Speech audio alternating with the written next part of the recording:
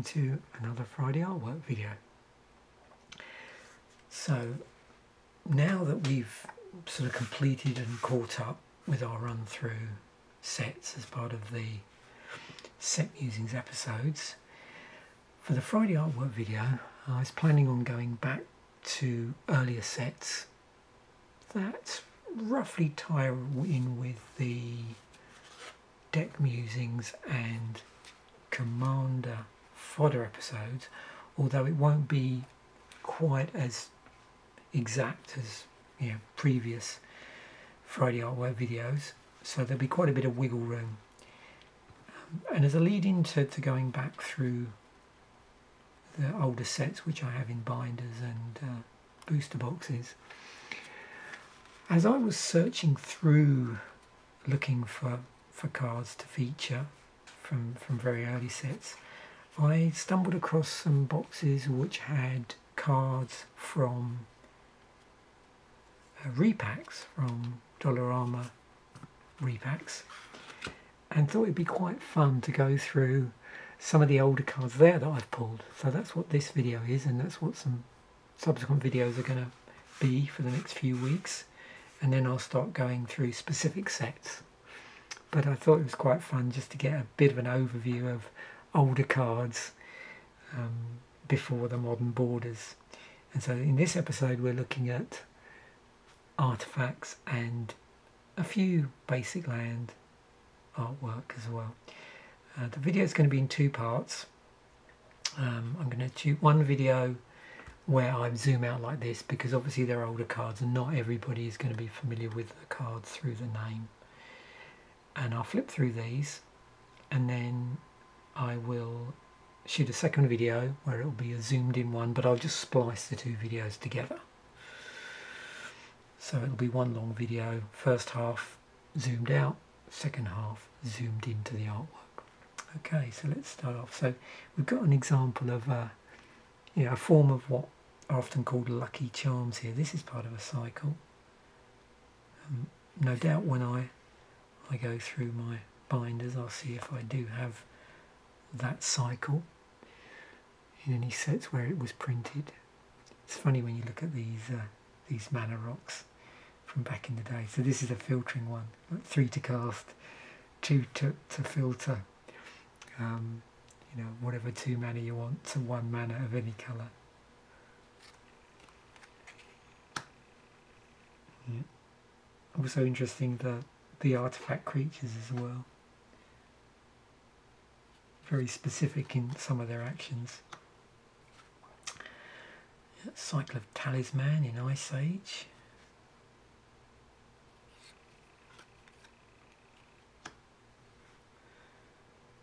We've got some Ice Age cards here. I'll try and leave them on the screen long enough so you can see the rules. I'm not going to read them all out.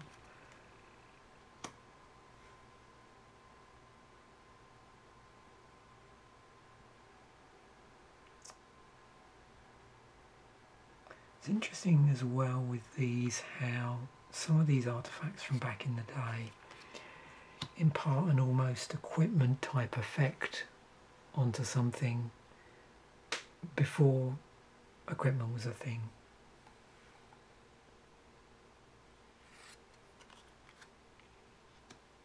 Also, you'll often find vertical cycles of cards as well. There's been 1 or 2 sets where there's been a vertical cycle of artifacts which have similar names.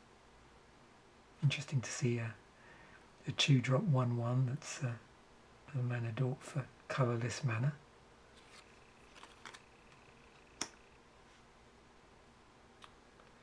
An overpowered artifact creature with a sort of downside there, or a fragility. A card that's based on an effect from another card, and you can see there's some sort of name check there in that it's called serrated. I'm thinking of serrated arrows.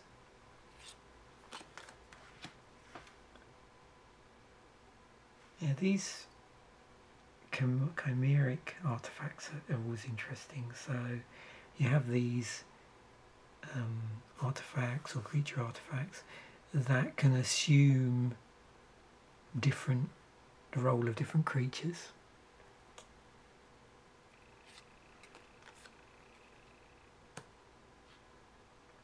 We also had some very strange damage prevention spells back in the day.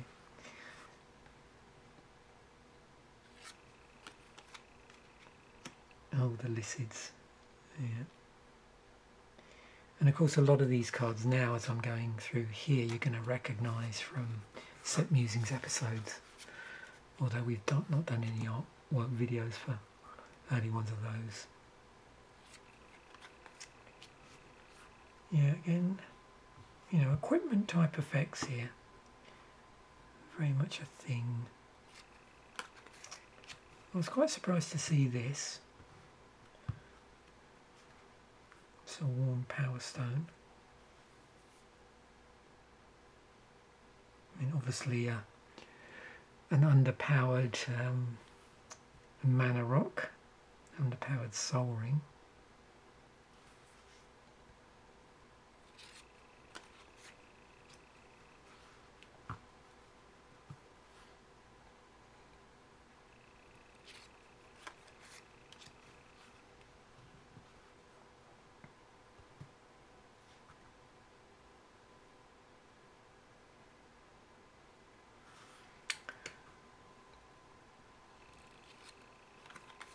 Oh, another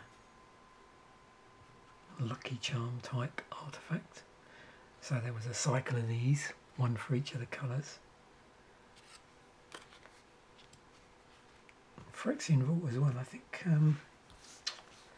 Actually, I'm not obviously showing you the duplicates here, but I've got duplicates of Phyrexian Vault, Amulet of Krog, and Soldivi Sentry, I think.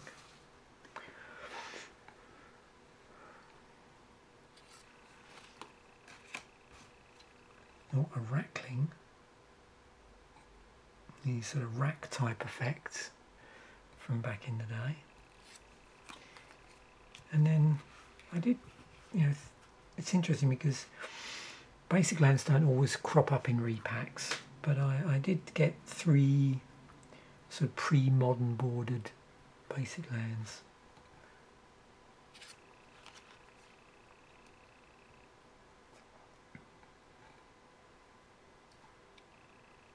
Interesting to see the slightly different layouts here for the area of the rules text that reminds you about what to do when you tap for mana. So I'm going to zoom in now and we'll look at the artwork close up.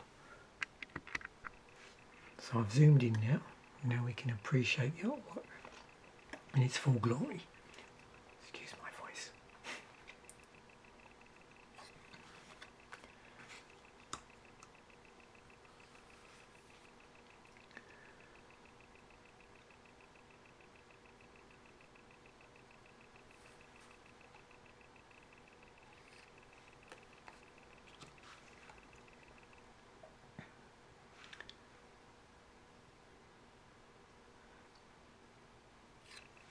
Very interesting to see the older artwork.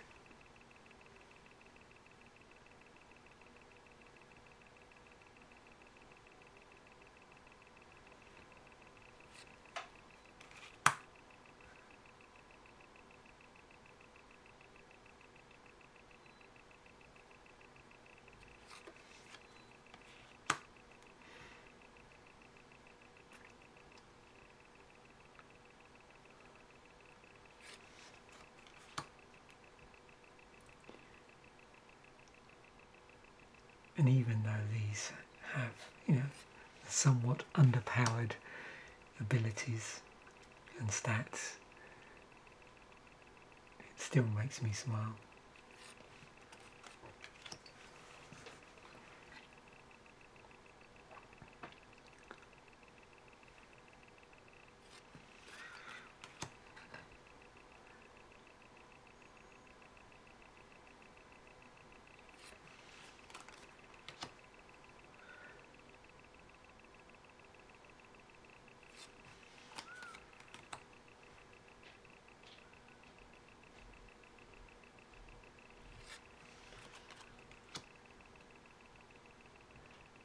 And for some of these, you know, the artwork is just so different from what we've now become used to.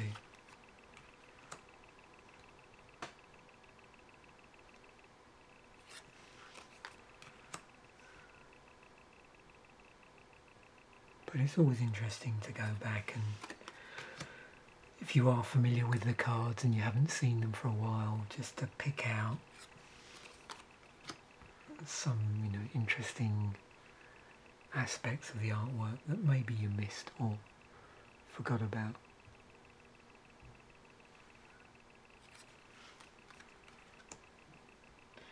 Obviously with these, well, it's interesting because we're going through from older to newer. So even within, you know, this older period, we start to see, you know, an improvement in I think the best word to use here, but in the way in which, you know, sets as a whole were starting to have a more cohesive, that's the word I'm looking for, a more cohesive look to the artwork. So now back to some earlier land artwork. I thought you might appreciate these.